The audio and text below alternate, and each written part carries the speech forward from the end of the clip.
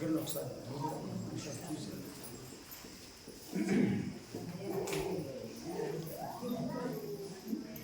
ఈరోజు తారీఖు ఎంతమ్మా? 9.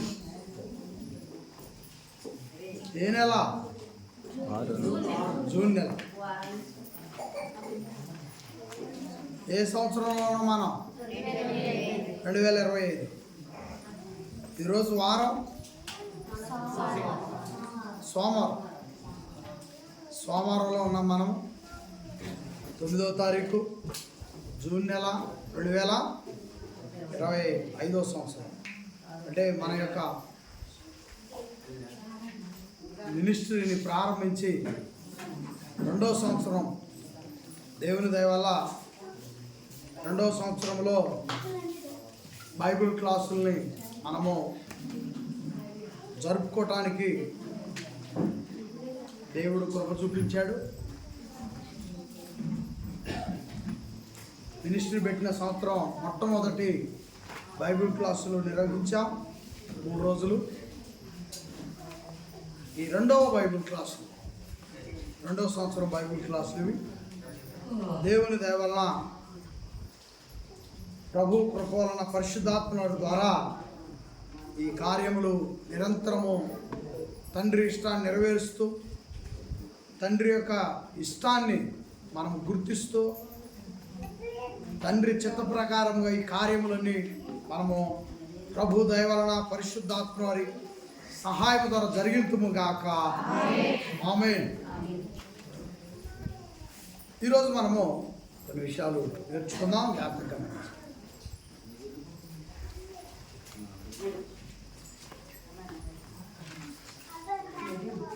నేను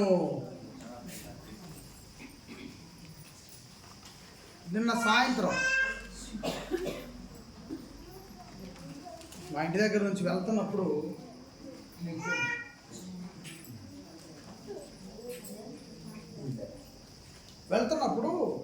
ఒక ఆమె కలిసి చాలా బాధపడింది.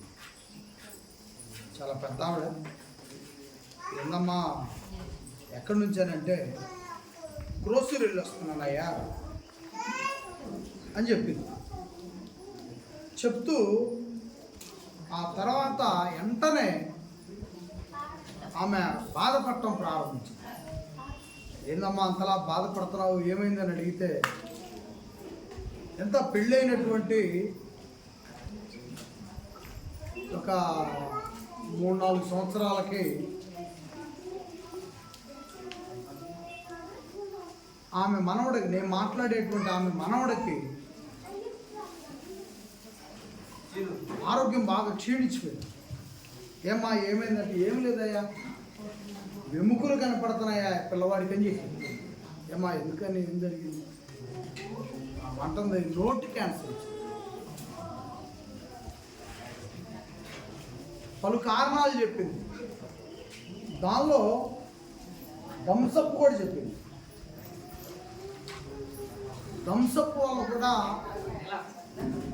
ఇలాంటి ప్రమాదకరమైనటువంటి వస్తారని థమ్సప్ బాగా తాగుతారట. ఇలా కొన్ని పొగాకులు కానీ, అంటే ఒక వ్యాధి ఎంత భయంకరమైన కష్టాన్ని తీసుకొస్తుందో చూడండి. ఒక సమస్య చాలా పెద్ద కష్టాన్ని తీసుకొస్తుంది. సమస్యలైనా కష్టాలను తీసుకొస్తాయి, వ్యాధులైనా కష్టాలను తీసుకొస్తాయి. నువ్వు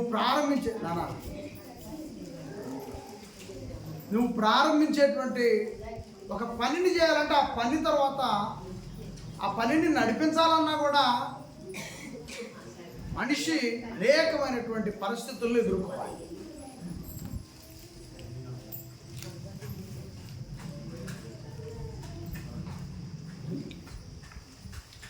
స్పెషల్గా క్రైస్తవుడు, సరే లోకంలో చాలామంది కష్టాలు పడతా ఉన్నారు, కష్టాలు అనుభవిస్తూ ఉన్నారు. లోకంలో ఉన్నటువంటి పరిస్థితులు అన్నీ కూడా మనం కూడా అక్కడి నుంచి ఒకప్పుడు వచ్చి ఉన్నాం కాబట్టి నేటికి కష్టాలు ప్రజల చుట్టూ ఉన్నాయి. అలాగే ఇప్పుడు మనము లోకంలో నుండి బయటకు వచ్చేసాం, క్రైస్తవులంగా క్రీస్తును నమ్మిన వారిగా మనం ఉన్నాం. క్రైస్తవులంగా ఉన్నాం, క్రీస్తు నమ్మిన వారిగా ఉన్నాం, యేసు ప్రభు పట్ల నమ్మకం విశ్వాసం కలిగి ఉన్నాం. మరి కష్టములు అనేటువంటివి మనుషులకు వచ్చినప్పుడు పలు విధాలైనటువంటి పరిస్థితులను మనం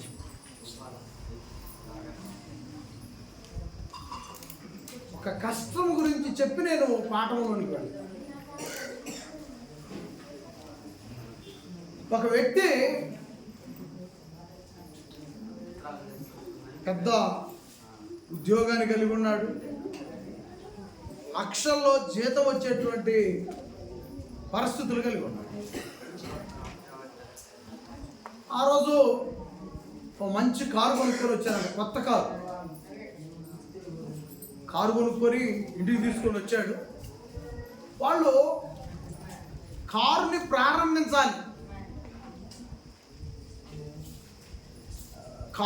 ప్రారంభించాలంటే వాళ్ళకి ఏవో సాంప్రదాయాలు ఉంటాయి కదా. కారు అక్కడ పక్కన పెట్టేసి వాళ్ళ ఇంటి దగ్గర పెట్టేసి ఈ ఏవైతే వాళ్ళ సాంప్రదాయపరంగా వాళ్ళు ఏదో చేసుకోవాలని వస్తువులు ఉంటాయి కదా, పూజలు ఏవో చేసుకోవాలని వస్తువుల నిమిత్తమై కొట్టుకడికి వెళ్ళారు. ఆయన వెళ్ళేటప్పుడు ఆయన పిల్లలిద్దరూ ఆ కారుకు ఎదురుగా ఉన్న ఖాళీ ప్లేస్లో ఆట ఆడుకుంటున్నారు. బాలు బ్యాట్ ఆటే ఆడుకుంటున్నారు, క్రికెట్. వాళ్ళ తల్లి చూసి వెళ్ళాడు. ఇక కొద్దిసేపటికి ఆయన పని అయిపోయింది, అవి తీసుకొని ఆయన ఇంటికి వచ్చేసరికి ఆ కారు యొక్క అద్దం ఎదర భాగం పగిలిపోయింది.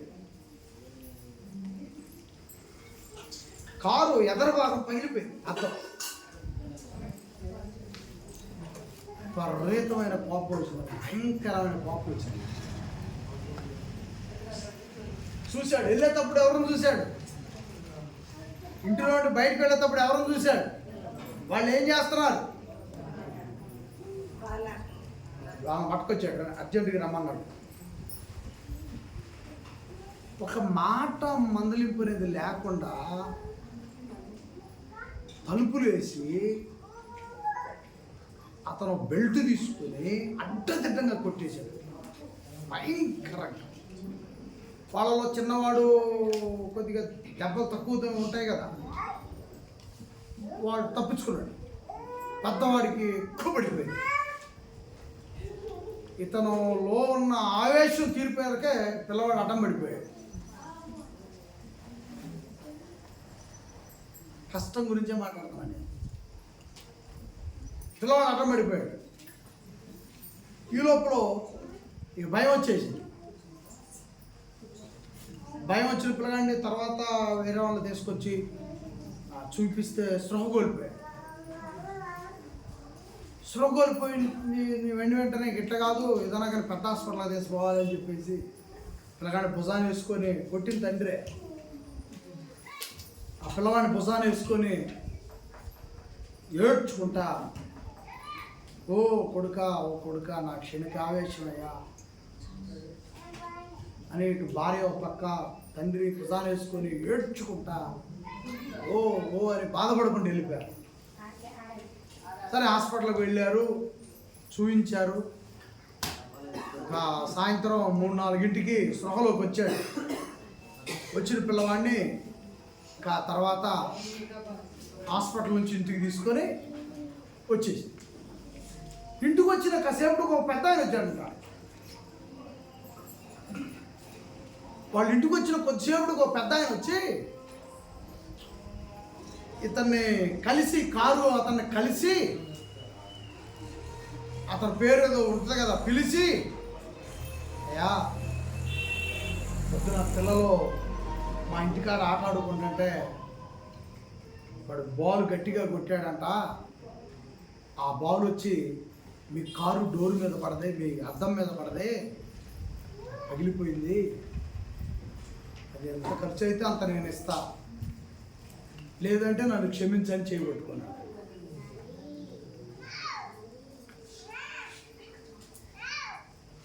ఖర్చు అన్నా తీసుకో, ఒకవేళ ఖర్చు తీసుకోలేనంటవా, ఇళ్ళమట్టి వెళ్ళాం కాబట్టి నన్ను క్షమించు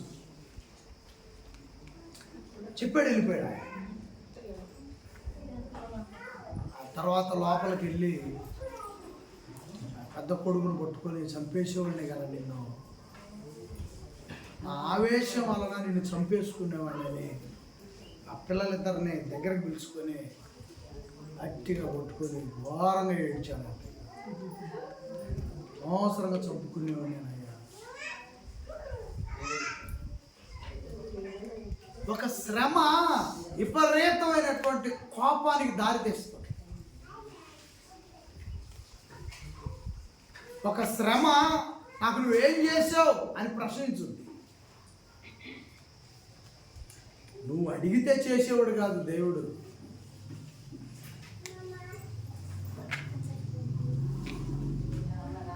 ఈ మాట ఏమైనా చెప్పకుండా ఉన్నావా? ఈ మందిరం కట్టిన దగ్గర నుంచి క్రైస్తవం పుట్టినట్టు నుండి యేసుప్రభు చెప్పకుండా ఉన్నాడా? యేసుప్రభు ఏం చెప్పాడు? నీకేమి కావలసి ఉన్నవో నువ్వు అడగక ముందే అక్కర ఎరిగిన వాడు ఎవరో తండ్రి అని చెప్పాడు. ఆ మాట నువ్వు నమ్మితే, నువ్వు ఆ మాటను పట్టుకొని నిలబడితే నీకు ఆవేశం రాదు. ఆ మాట మీద నిలబడితే నీకు వచ్చిన కష్టంలో నుండి నువ్వేదో ఒక రోజు బయటకు వస్తావు.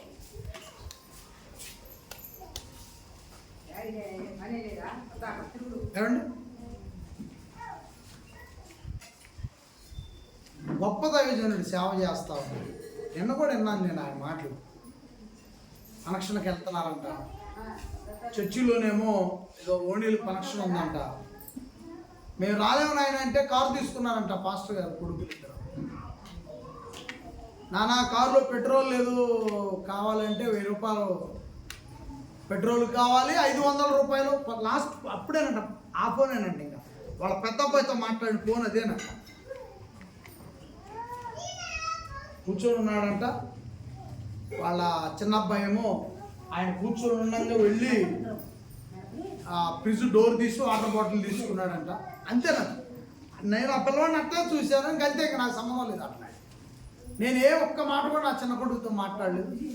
పెద్ద కొడుకే నాకు ఫోన్ చేశాడు, నాన్న డబ్బులు కావాలి, కారులోకి 1000 రూపాయలు పెట్రోల్ కావాలి, మాకు ఖర్చులు లేవు, ఒక ఖర్చులకు ఒక 500 కావాలంటే 1500 రూపాయలు ఫోన్పే చేశాడు తండ్రి. తీసుకొని వెళ్ళారు, అన్నం తిన్నారు. ఆ తర్వాత ఎవరో కదిలిచ్చారు, 7-8 మంది వెళ్ళారు ఆ కారులో. ఎవరో కదిలిచ్చారు. గోదావరి నీళ్లు సముద్రంలో కలిసే ఒక ప్లేస్ ఉందంట, ఇక్కడ చూసేద్దాం పండి సరదాగా అన్నారు. ఒక పడవతను మాట్లాడుతున్నారు. అది డేంజర్ ప్లేస్ అంటే ఎవరు వెళ్ళాది కదా ఆడికి. చుట్టుపక్కల వాళ్ళు ఎవ్వరు కూడా ఆ ప్లేస్కి వెళ్ళరంట. వీళ్ళు కొత్త వాళ్ళు కదా. ఆ పడవతను ఏదో మాయ చేశారు, ఎక్కువ డబ్బులు ఇస్తామని ఏదో చెప్పేశారు. సరే తీసుకుపోతానని ఆయన కూడా ఒప్పుకున్నాడు ఎక్కువ డబ్బుల కోసం. వెళ్ళారు. ఒక అతను ఏదో దానిలో ఈత కొట్టాలని పడిపోయాడు. అతను తన ఈత సామర్థ్యం సరిపోలేదు ఆ తాకిడికి. ఎందుకంటే ఆ ఎక్కువ ఎత్తుల నుంచి వస్తాయి కదా నీళ్లు సముద్రానికి దిగువ భాగాన్ని. అతని ఈత సామర్థ్యం సరిపోలేదు. ఆ కొట్టుకొని పోతున్నాడు. అతను పోతున్నాడు, ఇంకో పడవలో ఉన్న అందరూ దూకారు. ఆ పడవ ఆయన తప్ప అందరూ దూకారు. తీరా 1 గంట 2 గంటలు 3-4 గంటలు సాయంత్రం సర్పంచ్ గారికి తెలిసి, పోలీసులకు తెలిసి, మరి జిల్లా మొత్తం వాళ్ళకి చేరుకునేలకే 4 ఆ పిల్లలంతా శవాలై దొరికారు. వాళ్ళలో ఎవరున్నారు? దేవుని సేవకుడి పిల్లలు ఇద్దరు. ఒకళ్ళు దూకి ఒకళ్ళు ఉన్నా పోయేది. కానీ తమ్ముడు కోసం అన్న కోసం తమ్ముడు అన్నట్టు మొత్తం అందరు చర్చిలో పిల్లలు కదా.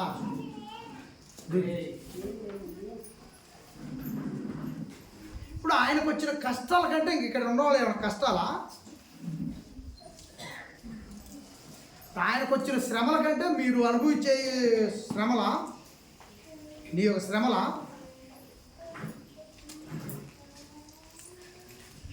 మనిషికి వచ్చేవి, మామూలు మనిషికి వచ్చేవి ఒక శ్రమల,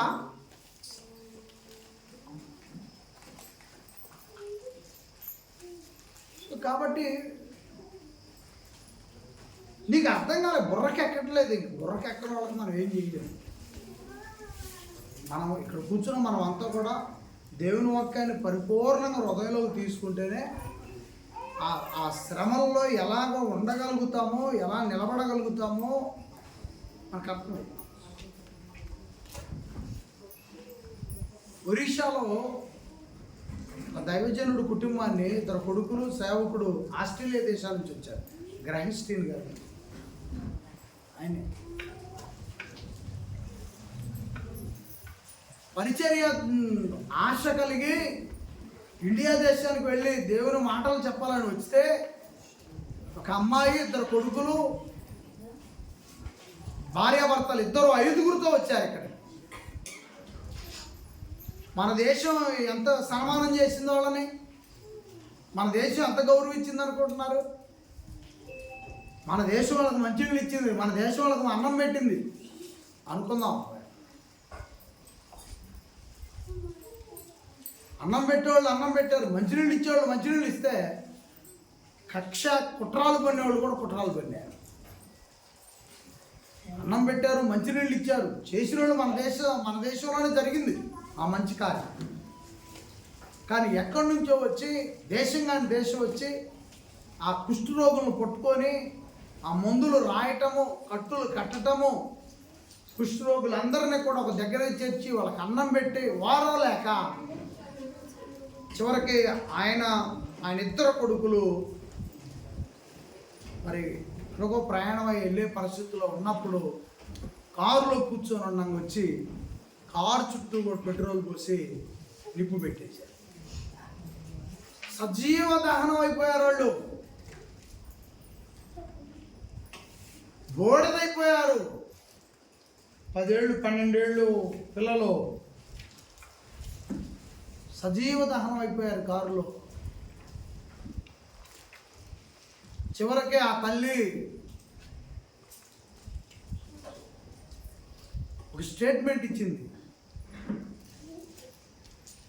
వాళ్ళని ఏమి శిక్షించబాకండి, వాళ్ళని ఏమి వృద్ధి ఇవ్వకండి, నా భర్తని నా పిల్లలను చంపిన వాళ్ళని మీరు ఏం అనొద్దు, దయచేసి వాళ్ళని ఫ్రీగా వదిలేసేయండి ఈ భూమి మీద, నేను మనసారా క్షమిస్తున్నా వాళ్ళని. ఆమెకు అర్థమైంది యేసుక్రీస్తు అంటే ఏదో అర్థమైంది ఆమెకి.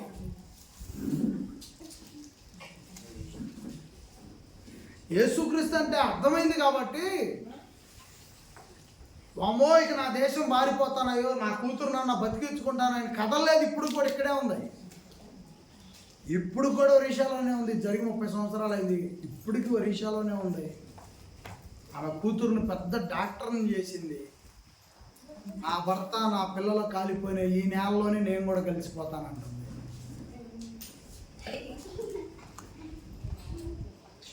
ఇది విశ్వాసం.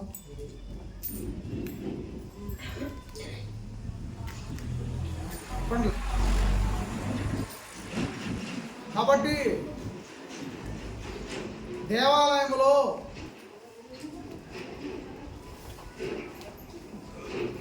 మనం నేర్చుకోవాల్సింది ఏమిటంటే సమస్తము దేవుని గురించి పూర్తిగా నేర్చుకోవాలా. దేవుని గురించి పూర్తిగా నేర్చుకుంటే కష్టకాలాల్లో కూడా మనము దేవుణ్ణి అంటిపెట్టుకొని ఎలా ఉండగలుగుతామో తెలుసుకుంటాం.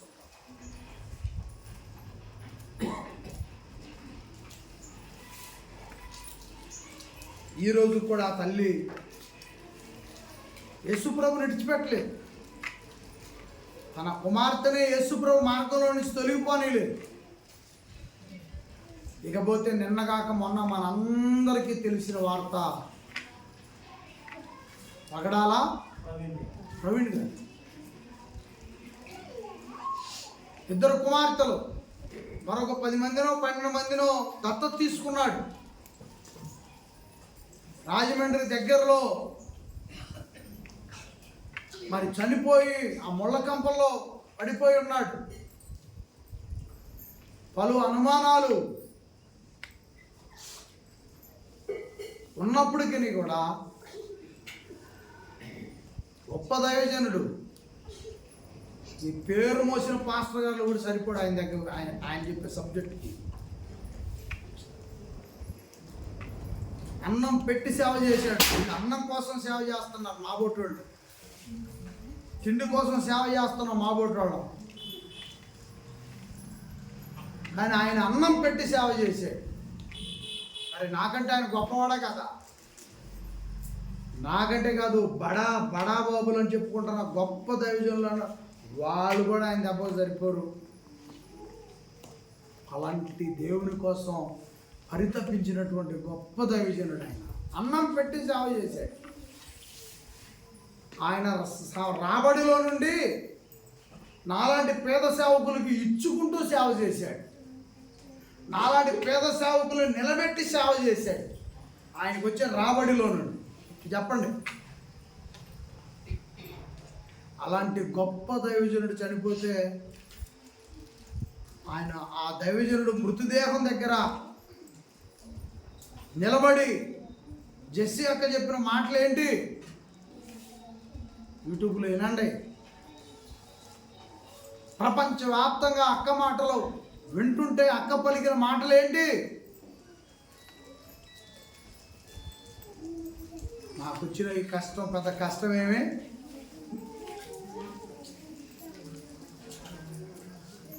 ఎందుకంటే దీనికంటే ముందు నా భర్త కోసమై రక్షకుడు ఘోరమైనటువంటి శిలువ మరణాన్ని పొందేటప్పుడు నేను క్షమిస్తున్నానని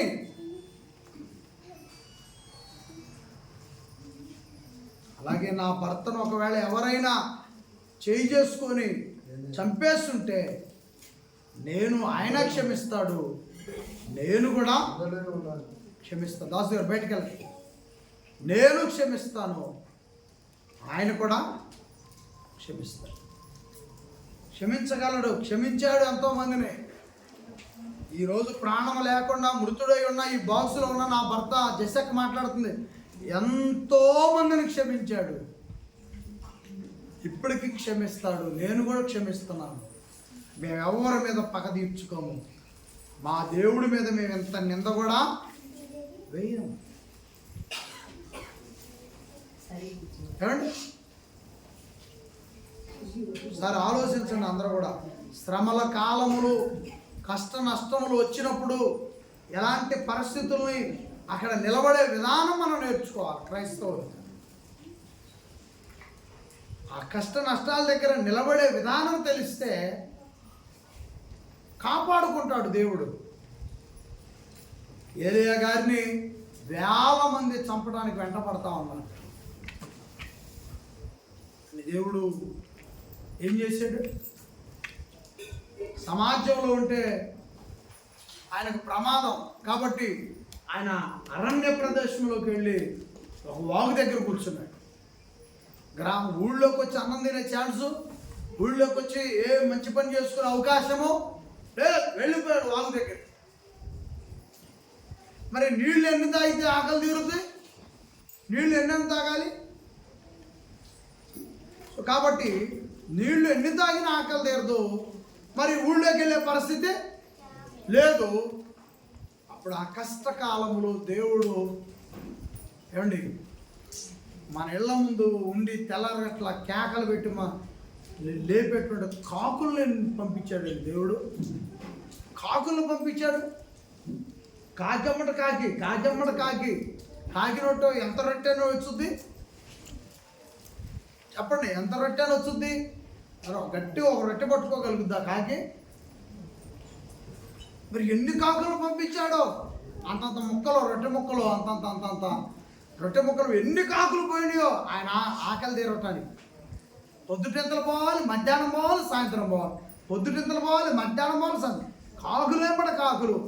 మరి రొట్టె ఒకటైతే రుచి ఉండదు కదా. మళ్ళీ ఆ రొట్టెకి నంజుకోవడానికి మళ్ళీ చేపలు, మాంసం,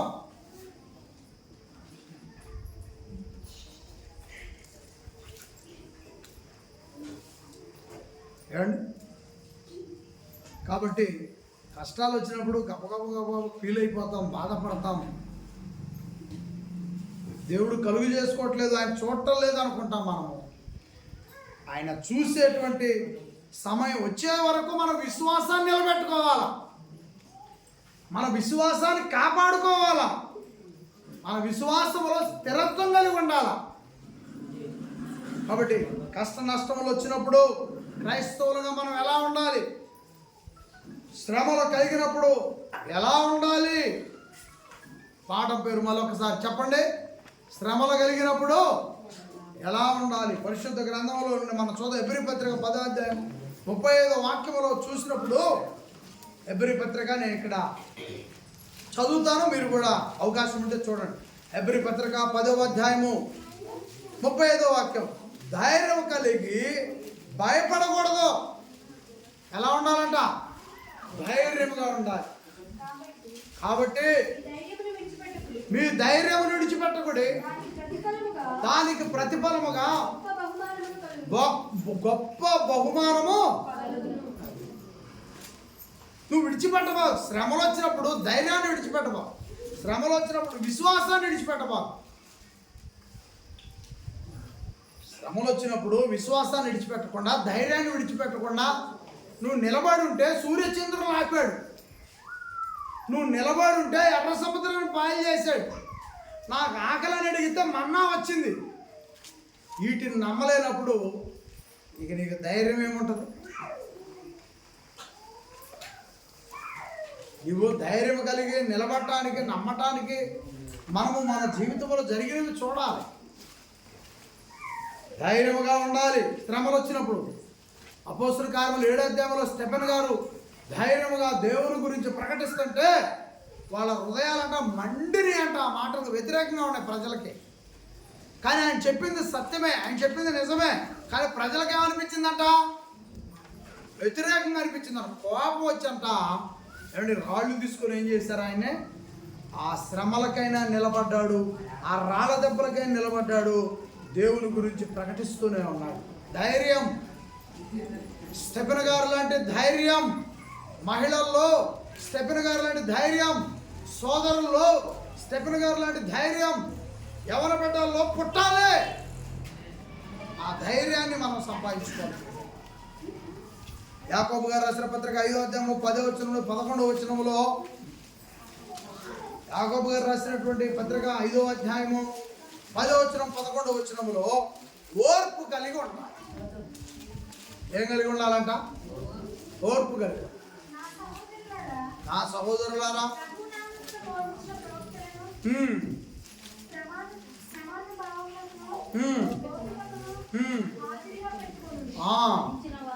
చాలమ్మా.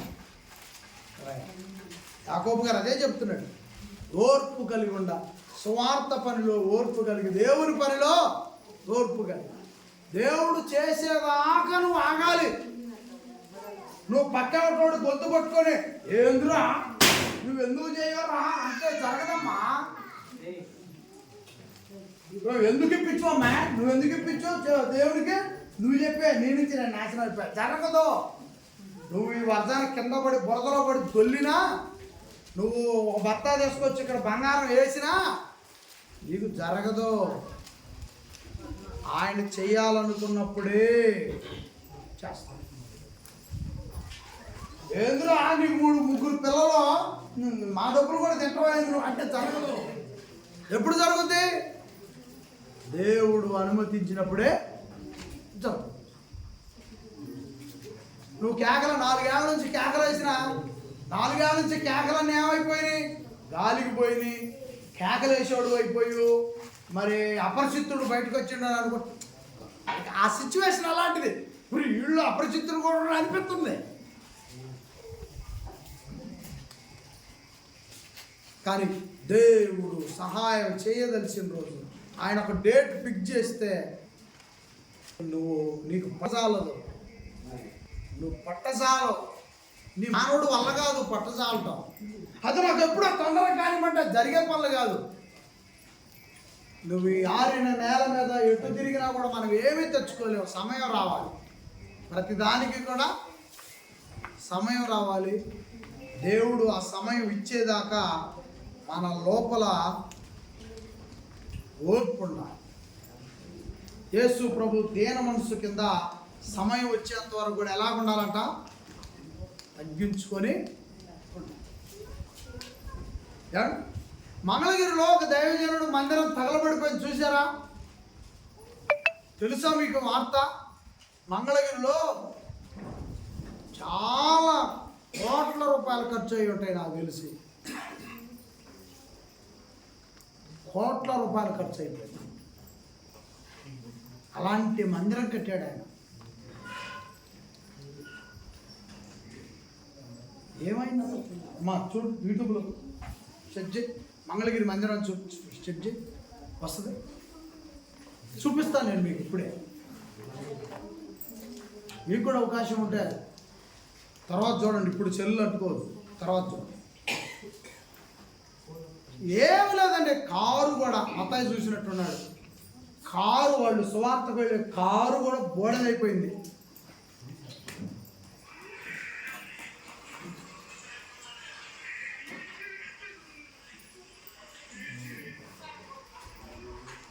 ఇదిగో చూడండి,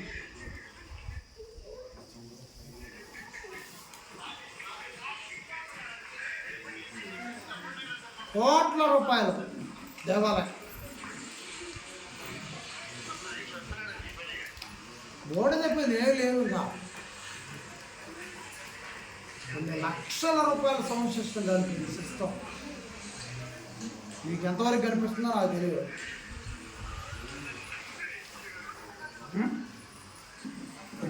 దేవాలయం కనపడుతుందిగా, తర్వాత చూడండి.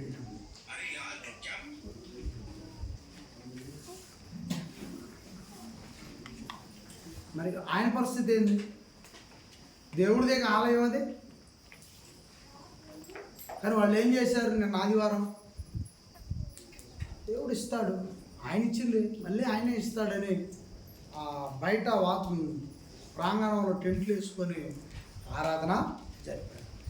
ఇప్పుడు వాళ్ళ కుటుంబం అంతా కలిసి అర్జెంటుగా చేయమంటే, ఓ దేవుడా నాకు అర్జెంటుగా చెయ్యి, ఇది ఎందుకు తగలబడిపోయింది, నాకు అవమానం వచ్చిందని సరిపోద్దా?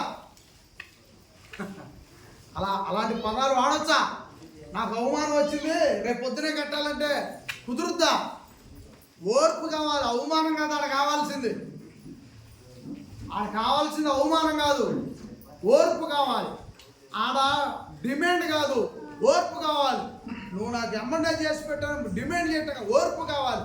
శ్రమలు వచ్చినప్పుడు ఇక్కడ కూర్చున్నటువంటి మనమంతా కూడా శ్రమలు యేసు ప్రభువు వస్తాయని చెప్పాడు. మీరు ఈ లోకంలో ఉన్నారు, ఈ లోకంలో ఉన్నప్పుడు శ్రమలు వస్తాయి, అయినా మీరు భయపడమాకండి, ఈ లోకాన్ని జయించిన నేను మీకు తోడుగా ఉంటానన్నాడు. మనకి ఆ మాట నువ్వు ఇసిరి అవతల పడేస్తే ఇంకా చేసేది ఏముంది? ఆయన మాట మీద దగ్గర నిలబడాలి అంతే. ఆయన మాట నువ్వు త్రోసేస్తే చేసేది నా ద్వారానో నీ ద్వారానో చెప్తాడు ఆయన. ఆ రోజు దేవుడు డైరెక్టర్కి వచ్చాడా, కాకులు పంపించాడా? మరంతే. ఆయన మాట చెప్పాలంటే నాలాంటి కాకినో నీలాంటి కాకినో పంపిస్తాడు. మనమంతా కాసేపు దేవుని పని కోసం కాకులు అనుకోవటమే. అంటారు కదా, ఎట్లా సువార్త చెబుతుంటే ఎవరు వీళ్ళు కాకులాలు అరుతున్నారు వచ్చే.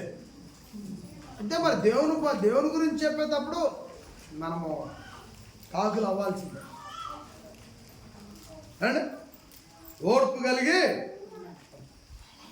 సాంద్రగంధం 24:10 నెంబర్ 1 మాట ఉంది, చదువు మాట అదిరిపో.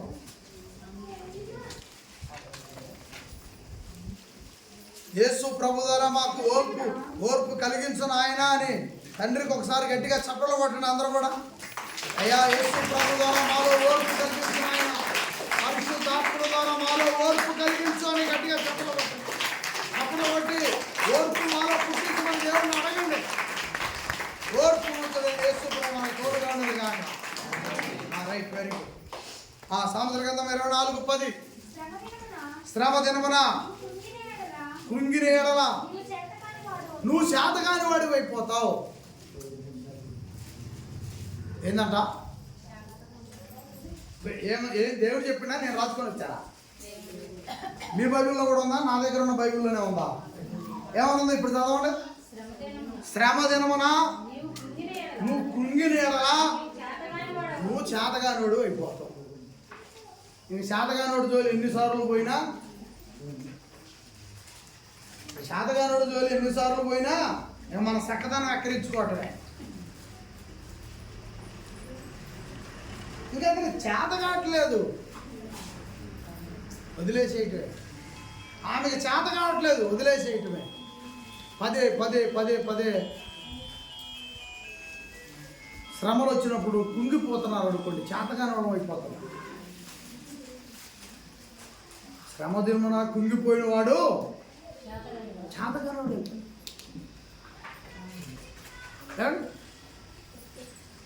నువ్వు మేపే మరి ఈ దుక్కిటెద్దుల మీద గొర్రెస్తున్నావు, అవి లాగేస్తున్నాయి. నాగలేస్తున్నావు, లాగేస్తున్నాయి. గుంటకేస్తున్నావు, లాగేస్తున్నాయి. చెత్తదోళాలని బండి కడుతున్నావు, లాగేస్తున్నాయి. ధాన్యం కొట్టిన ధాన్యం అంతా బత్తాలకిచ్చి బండి మీద పడేస్తున్నావు, లాగేస్తున్నాయి. కుంగిపోతున్నాయి. చేత కాదు నాకు. గొర్రెసావు నాకు చేత కాదు అని ఆడే ఉన్నాయా? లాక్కొచ్చినాయా? 1 ఎకరం దున్నావు, నీకు ఆకలి కాకుండా ఉంటే చాలు 10 ఎకరాలు దున్నుతావు. ఇక జాలి అంటనే దున్నుతూనే ఉండయా? గొర్రెసావు, గుంటకేసావు, నాగలేసావు, అడ్డేసావు. ఇప్పుడన్నా ఈ దమ్ము ట్రాక్టర్లు వచ్చినాయి. అప్పట్లో ఈ మాగాళ్ళు తుంటారు, మీకు పెద్దగా లేదు, మాకంతా మాగాడే. ఇటు కూడా మాగాడే. అప్పుడు మనమంతా చిన్నపిల్లప్పుడు ఎన్ని మాగాళ్ళే. ఏమైంది ఇప్పుడు నాగలే ఏదైతే ఉందో అప్పుడు వంపు నాగలు ఉండేది, నరుకుతూ వెళ్ళేది మాగాడికి, రౌండ్ తిరిగి పడతా ఉండేది. అదంతా మళ్ళీ ఎద్దులు పెట్టి కన్నపోతులు పెట్టి ఈ కాడిమాలు లాంటిది వేసి మళ్ళీ ఆ పొలమంతా సదరం చేసేవాడు. చేతగానే అన్నయ్య నాకు శ్రమ వచ్చింది, నాగలు వచ్చింది, నాకు చేత కాదు అన్నయ్య, గుంటకు వచ్చింది, నాకు చేత కాదు అన్నయ్య, గడ్డి దోలాల్సి వచ్చింది, చేత కాదు అన్నయ్య, ధాన్యం దోలాల్సి వచ్చింది, చేత కాదు అన్నయ్య. పశువులు నాకు చేత కాలేదని కుంగిపోవట్లేదు ప్రేమల వల్ల. ఒకటి మనుషులు అయిన మనము దేవుని యందు కృంగిపోక దేవుని యందు నిరీక్షణ కలిగి ఉండాలి. ఏమండి, నేను ఒకటే చెప్తున్నా, ఈ వేదిక దగ్గర నుండి ఒకటే చెప్తున్నా, దేవునిలో ఆశీర్వదించబడాలి అంటే ఓర్పే పెద్ద పునాది. యేసుక్రీస్తులో ఆశీర్వదించబడాలంటే ఓర్పే పెద్ద పునాది. ఓర్పు కలిగి ఉండాలి. ఎందుకంటే యేసు ప్రభు వారు ఎన్ని సంవత్సరాలు ఓర్చుకున్నాడు చెప్పండి, దేవుని మాటలు చెప్పడం కోసం.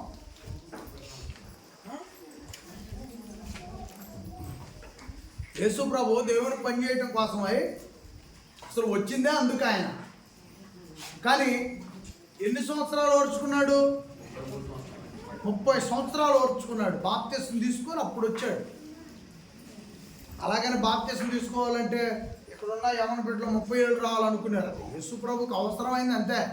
ఇప్పుడు నువ్వు మంచి చెడులు నీకు గ్రహించుకునే టాలెంట్ ఉందో నువ్వు తీసేసుకోవచ్చు బాప్తిసం యవన బిడ్డలు. అంటే యేసు ప్రభు లాగా అప్పుడు కాకుండా అని కాదు, కానీ ఆ రోజు వరకు ఆయనకి ఆ సమయము దేవుడిచ్చాడు. అప్పటి వరకు ఉన్నాడు, తల్లిదండ్రుల దగ్గర ఓర్చుకున్నాడు. ఆ తర్వాత పని చేయటంలోకి వచ్చాడు. పని చేయటంలోకి వచ్చి నాకు ఎవరన్నా పూలు వెళ్ళారా ఆయన మీద? యేసు ప్రభు మాటలకు ఎవరైనా పూలు వెళ్ళారా? యేసు ప్రభుడు దొరికిన కాడలా చంపాలని చూశారు. ఎవరు దొరికితే ఆడ చంపాలని చూశారు యేసు ప్రభు. ఆయన చెప్పిన మాటలు అవతరాలు అంగీకరించే విధంగా లేవు. అలాగని యేసు ప్రభు చెప్పే మాటలకి మనుషులు చేసే పనులన్నీ ఎలా ఉన్నాయి?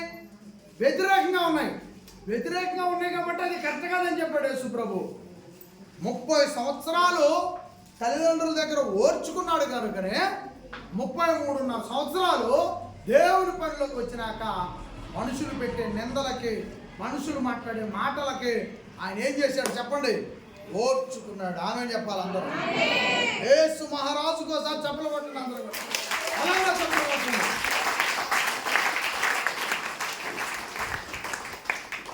కాబట్టి ఈ ఓర్పు కోసం తరిమేది ఎక్కువ.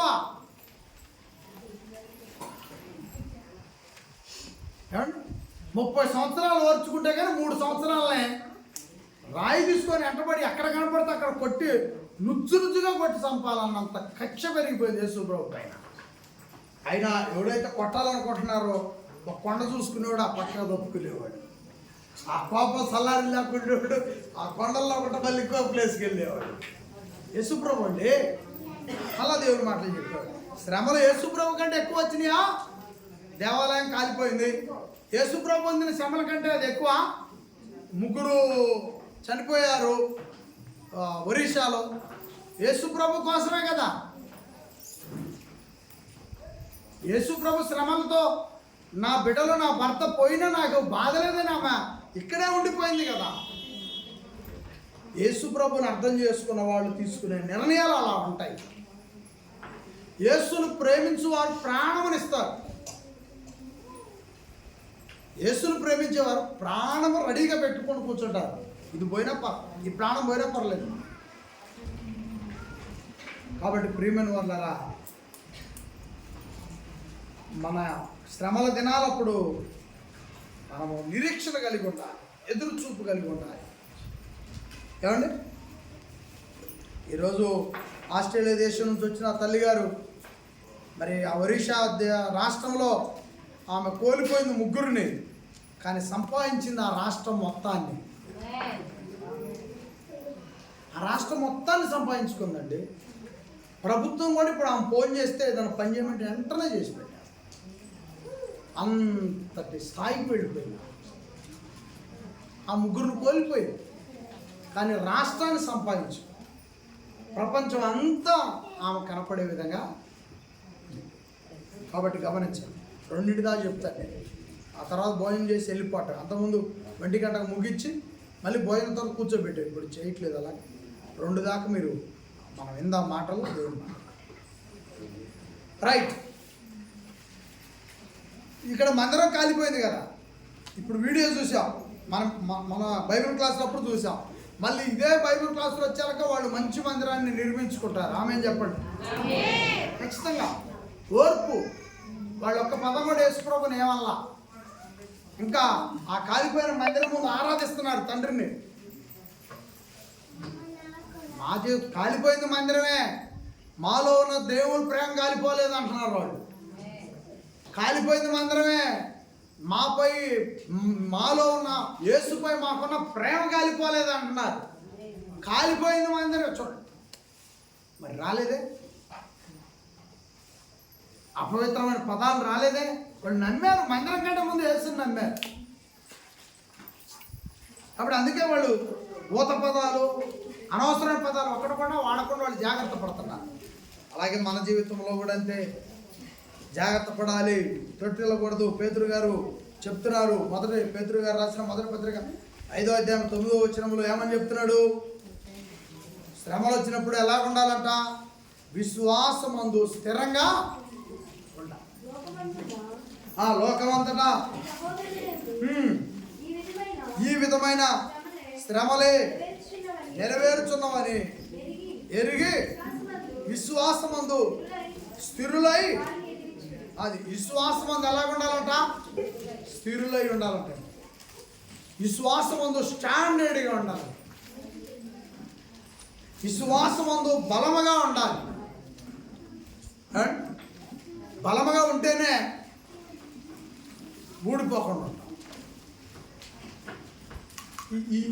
ఈ పువ్వుకి లోపల బలం లేకపోతే ఈ పట్టుకుంటే ఏమైపోయింది?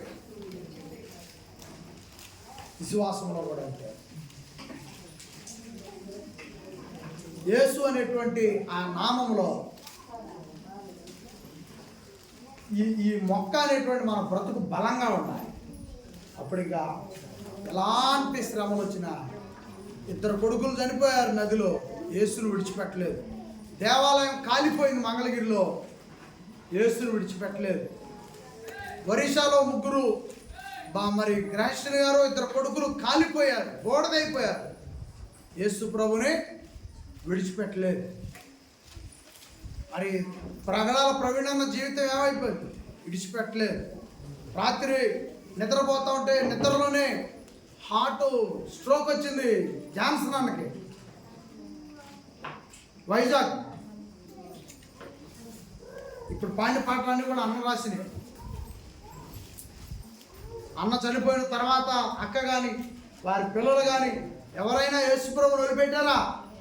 ఇంకా ఎక్కువైపోయింది. యేసుప్రభుని నమ్మటంగా ఎక్కువైపోయింది. స్టాండర్డ్గా ఉండాలి. ఎప్పుడైతే స్టాండర్డ్గా ఉంటామో జాగ్రత్త గమనించండి.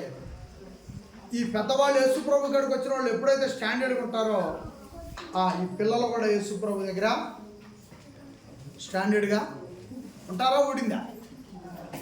ఊడిందా ఉందా? ఉంది కదా. ఇప్పుడు ఊడిందా ఉందా?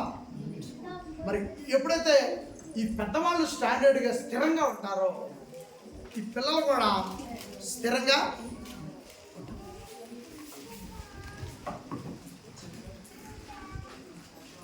అప్పుడు స్థిరంగా ఉన్నప్పుడు చెప్పబడిన మాట కీర్తన గ్రంథంలో నీటి కాలం ఎవరు నాటబడినది 1వ అధ్యాయం 3వ వచనం.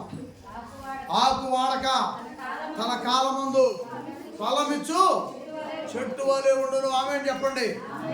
ఆకు వాడక తన కాలం, నీటి కాలం ఎవరు నాటబడినది, ఆకు వాడక తన కాలమందు ఫలమిచ్చు చెట్టు వలె ఉండును. ఇప్పుడు పిల్ల చెట్టు నుంచి ఏమి రాలుతాయి?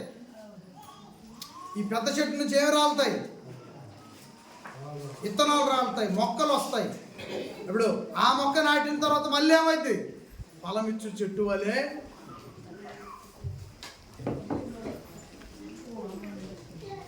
కాబట్టి మనం ఫలాలిచ్చు చెట్టు వలె ఉండాలి.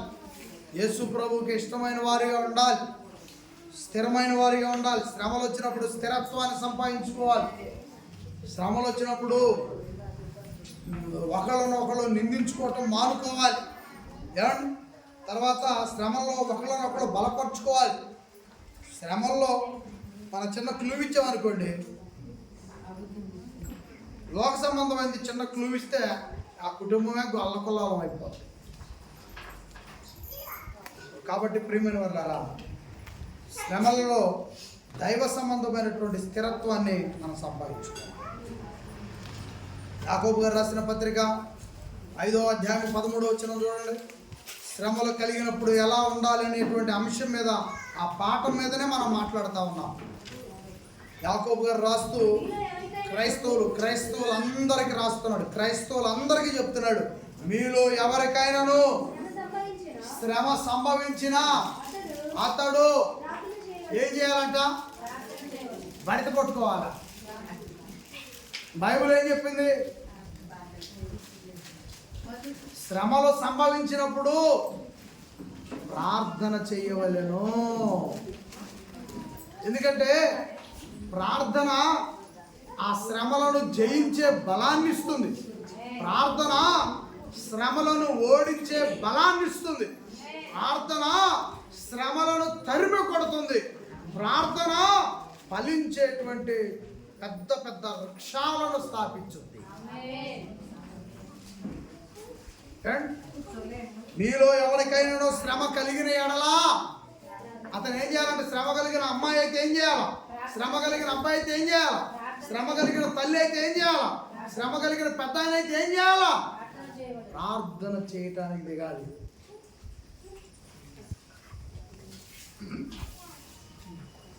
ఏమండి?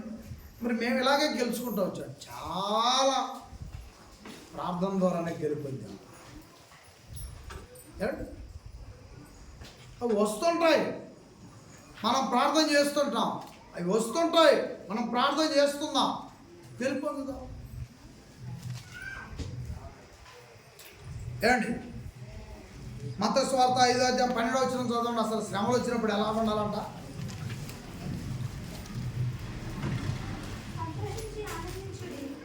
శ్రమలలో ఎలా ఉండాలంట? శ్రమలు వచ్చినప్పుడు ఎలా ఉండాలంట? మొత్తం వచనం అంతా చదువు. సంతోషించి ఆనందించుడి, పరలోకమందు మీ ఫలం అధికమగును. ఆమె చెప్పడం అందరూ కూడా, ఆమె చెప్పడం అందరూ కూడా. యేసు ప్రభు మాట్లాడుతున్నా, నా నిమిత్తము మిమ్మల్ని ఎవరైనా పై వచ్చిన చదువమ్మా అమ్మా, నా నిమిత్తము జనులు మిమ్మలను నిందించి హింసించి మీ మీద అబద్ధ సాక్ష్యం ఎలా పలికినప్పుడు మీరు ధన్యులు. సంతోషించి ఆనందించుడే, పరలోకమందు మీ ఫలము అధికమగును. ఆమె చెప్పండి, చెప్పండి, ఆమె చెప్పండి. అది యేసు ప్రభు వారి విషయంలో ఎదురయ్యేటువంటి శ్రమలు, నిందలు, అవమానాలు, కష్టాలు వచ్చినప్పుడు సంతోషించండి, మీ ఫలము అధికమవుతుంది, మీ ఫలము గొప్పదవుతుంది. ప్రియమైన వారలారా, ఒకసారి ఆలోచించండి. అందరూ కలిసి నేను అడిగిన ఈ ప్రశ్నకు సమాధానం చెప్పండి. ఈరోజు 9వ తారీఖు సోమవారం రోజు, జూన్ నెల 2025వ సంవత్సరము. ఈరోజు 9వ తారీఖున మనము మాట్లాడుకుంటున్న పాఠం పేరు చెప్పండి. పాఠం పేరు, ఇప్పుడు మనం మాట్లాడే పాఠం పేరు చెప్పండి అందరూ. శ్రమలలో ఎలా ఉండాలి. మళ్ళీ ఒకసారి చెప్పండి. శ్రమలు కలిగినప్పుడు చెప్పండి అందరూ. శ్రమలు కలిగినప్పుడు ఎలా ఉండాలి? ఎలా ఉండాలంట? సంతోషంతో ఉండాలి. శ్రమలో సంతోషం ఏంటంటే పెళ్ళప్పుడు, గృహప్రవేశప్పుడు, వేణుల పండుగలప్పుడు, ఏమండి ఏమన్నా బంగారం కొన్నప్పుడు, వజ్రాలు కొన్నప్పుడు. వజ్రాలు ఉన్నాయి మన దగ్గర ఉంటే చూపించండి అమ్మా. ఒక్క వజ్రం అన్నా నేను ఏనాడు చూడలేదమ్మా, నేను ఎరగను. మీ దగ్గర కానీ ఉంటే సరే, మీ దగ్గర ఉన్నాయో లేవలేము. ఇంకా పెద్దోళ్ళు ఎవరి దగ్గర ఉంటే దయచేసి అన్న ఉంటే కానీ నేను ఎవరికి చెప్పలే, నాకు చూపేయండి ఏమ్మా. అలాంటివి వచ్చినప్పుడు మనం సంతోషిస్తాం. కానీ బైబిల్ ఏం చెప్తుంది? యేసుప్రభు, స్వయంగా యేసుప్రభు చెప్పాడు, నా నిమిత్తము ఏవైనా శ్రమలు వచ్చినప్పుడు, హింసలు వచ్చినప్పుడు, నిందలు వచ్చినప్పుడు, మీ మీద అబద్ధంగా చెప్పినప్పుడు మీరు బాధపడబాకండి, నన్ను అర్థం చేసుకోండి, నేను చెప్పినది నేను సంపాదించుకో, జ్ఞానమును నువ్వు సంతోషిస్తావు. ఆ సమయంలో ఎందుకు నువ్వు సంతోషిస్తావు? నీకంతకంతకు నేను సహాయాన్ని. శ్రమలు వచ్చినప్పుడు, శ్రమలు కలిగినప్పుడు క్రైస్తవులైనా మనమంతా ఎలా ఉండాలి? ప్రార్థన చేయాలి. శ్రమలు కలిగినప్పుడు మనంతా ఎలా ఉండాలి? దేవుణ్ణి ఆశ్రయించాలి. కీర్తన గ్రంథం 32:6 దేవుణ్ణి ఆశ్రయించాలంటే చదవండి ఆ మాట. కీర్తన గ్రంథం 32:6. కీర్తన గ్రంథము 32 అమ్మా. కావున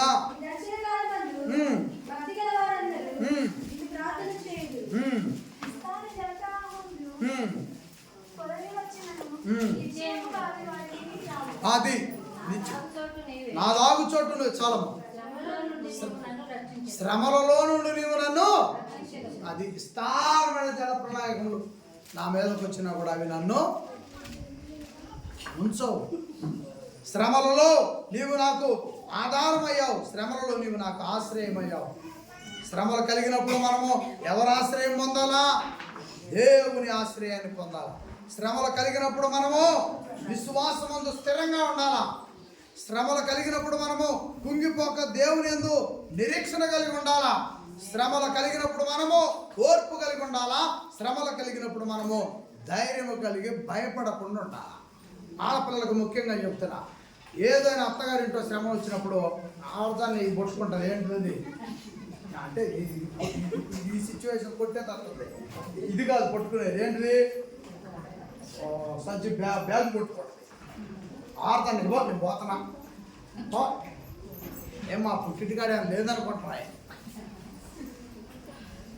ఆడదాన్ని పిల్లల్ని వాడికి నీళ్ళు కూడా పోయేది.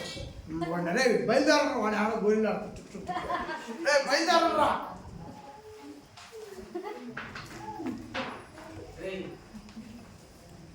విపరీతంగా దెబ్బలాడే అయితే తప్పించుకోవడానికి 4 రోజులు ఇంటికి రావచ్చు. కానీ ఈ అత్త మీద, మామ మీద, అత్తన్నా బయలుదేరి, మామన్నా బయలుదేరి, ఏడో ఆడపెట్టాను ఢిల్లీలో ఉండి, నువ్వేం తెచ్చో మా ఇంటికి ఆడపెట్టే వద్దు, నాకు ఈ ఫోన్ వద్దు, నేను పోతున్నా. అలాంటి వాళ్ళకి కాదమ్మా, బయలుదేరితే పవర్ఫుల్ అండ్ రీజన్ ఉండాలా. నిన్ను ఆడేవాళ్ళు సావమని అంటల్లా, బయలుదేరు కానీ ఫుల్ పవర్ అండ్ రీజన్ ఉండాలా. గింగరాలు తిరగాల. నువ్వు ఇల్లుకి బయలుదేరి వస్తే నీ చుట్టూ గింగరాలు తిరగాల నీ అత్తిళ్ళోళ్ళు. అలాంటి పొజిషన్ స్థాపించుకోవాలి మనం అక్కడ. అలాంటి స్టాండర్డ్ని ఏర్పాటు చేసుకోవాలి అక్కడ. ఏమండి? కాబట్టి ఏవైనా పరిస్థితులు వచ్చినప్పుడు ధైర్యం కలిగి ఉండాలి. సోదరులకు చెప్తున్నాను, ఇప్పుడు ఈరోజు మాకు దేవాలయమే తగలబడిపోయింది, మంటల్లో బోడదైపోయింది. ఈరోజు ఆ దైవజనుడు ధైర్యంగా ఉంటే మేము కూడా ఉండాల్సిన పరిస్థితి ఉంది. 2 కొడుకులను కోల్పోయిన దైవజనుడు ధైర్యంగా ఉన్నాడు. 2 కొడుకులను గోదావరి నదిలో మునిగిపోయి చనిపోయిన దైవజనుడు నిన్న ప్రసంగం చెప్పాడు ఆదివారం. ధైర్యం ఉంటేనే ప్రసంగం చెప్పాడా? ధైర్యం ఉంటేనే కాలిపోయిన మందిరం ముందు టెంట్లేసి ఆరాధన జరిపాడా? ధైర్యం ఉంటేనే ఒరిస్సాలో ఆడకూతురు ఒక్కతే భర్త చనిపోయి కొడుకులు చనిపోతే సింగిల్గా నిలబడిపోయి ఆ ఒరిస్సా రాష్ట్రంలో దేవుని సేవ నడిపిస్తూ ఉంది ఆ తల్లిగారు. కాబట్టి సేవకులంగా మేము ధైర్యంగా నిలబడాలి. మాకొచ్చే కష్టాలు వస్తూనే ఉన్నాయి, మాకొచ్చే ప్రాణభయాలు వస్తూనే ఉన్నాయి, మాకొచ్చే నష్టాలు వస్తూనే ఉన్నాయి. నష్టాలు వస్తున్నాయి, కష్టాలు వస్తున్నాయి, ప్రాణభయాలు వస్తున్నాయి, అయినా ధైర్యంగా ఉండలేదా? అలాగే రైతాంగానికి మాట చెప్తా ఉన్నా, నీకు పంట పండిన రోజు రేటు ఉండదు, రేటు ఉన్న రోజు పంట ఉండదు. ఇవన్నీ కొత్తగా చూసావా? నీకు అసలు వ్యవసాయం మొదలుపెట్టి కానిచ్చే ఉందా? నువ్వు చెప్పమ్మా, వ్యవసాయం మొదలుపెట్టి కానిచ్చే ఉందా? కొత్తగా ఉందా? రైతులుగా కష్ట నష్టాలు భూమి మీద పెట్టే పెట్టుబడిలో నీ జేబు ఎప్పుడు నింపిద్దో ఆ పంట, లేకపోతే నీ జేబు ఎప్పుడు ఖాళీ చేపించుద్దో ఆ పంట తెలియదు.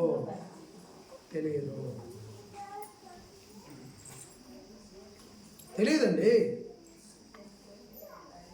ఎందుకంటే రేటు బ్రహ్మాండం ఉన్నా నీకు దళాదారులు ఉన్నారు మధ్యలో.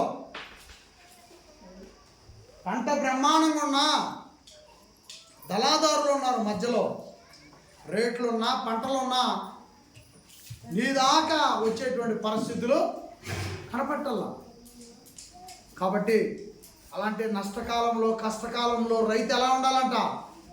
ధైర్యంగా ఉండాలి.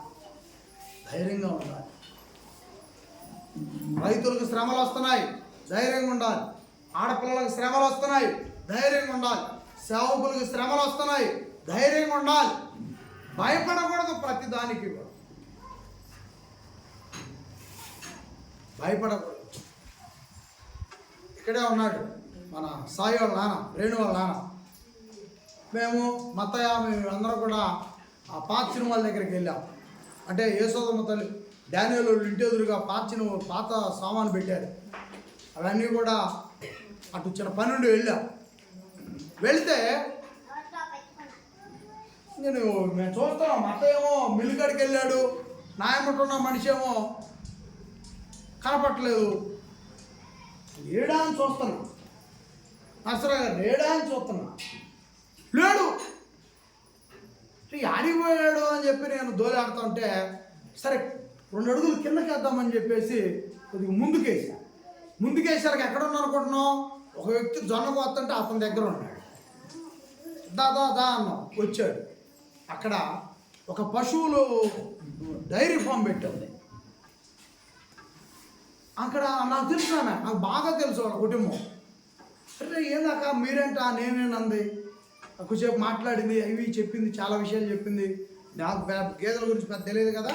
నరసరావు గారు బాగా అడిగాడు, చాలా విషయాలు అడిగాడు, ఆమె చెప్పింది. తర్వాత ఆమె ఏమన్నదో తెలుసా? అయ్యా, పశువుల వల్ల మేము లాభం పొందాం, బాగానే ఉంది.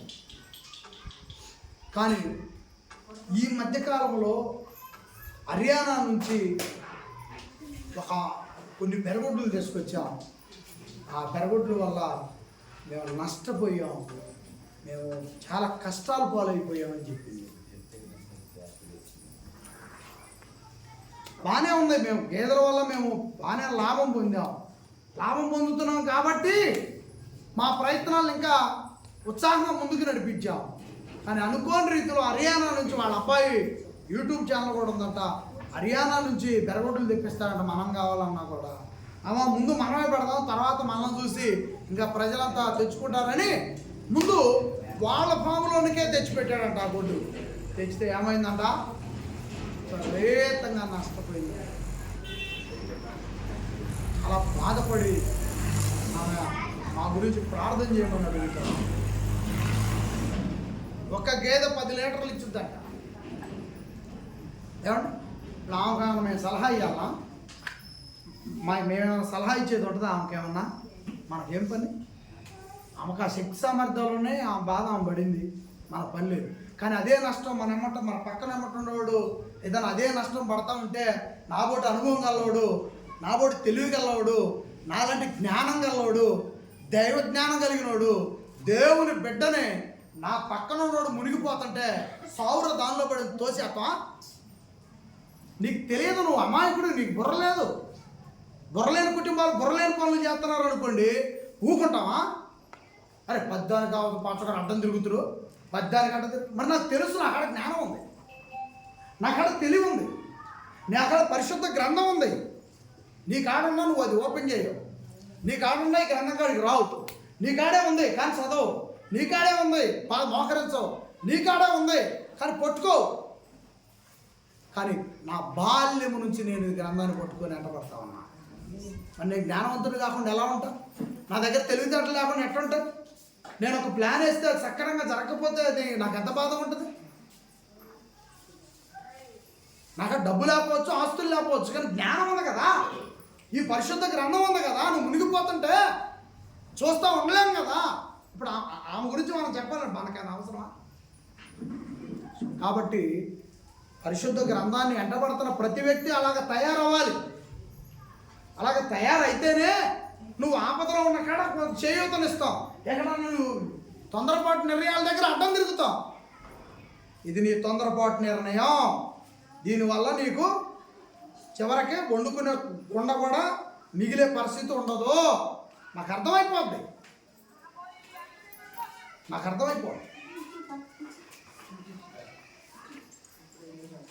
మత్తయ్య తొలి రోజుల్లో అన్నా మత్తగారు ఇంటికి పోవాలన్నా, నేను బండి వేసుకుని పోవాలన్నా.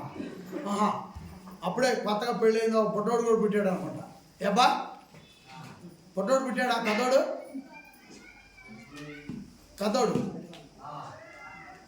ఎందుకంటే మరి వీళ్ళు అటు పోవటం, మరి మంగళగిరి అల్లుడు కదా, అటు పోవటం ఇష్టం లేదు. ఓ రోజు అన్నా ఓ 15 ఏళ్ళలో బండి కొనమాట.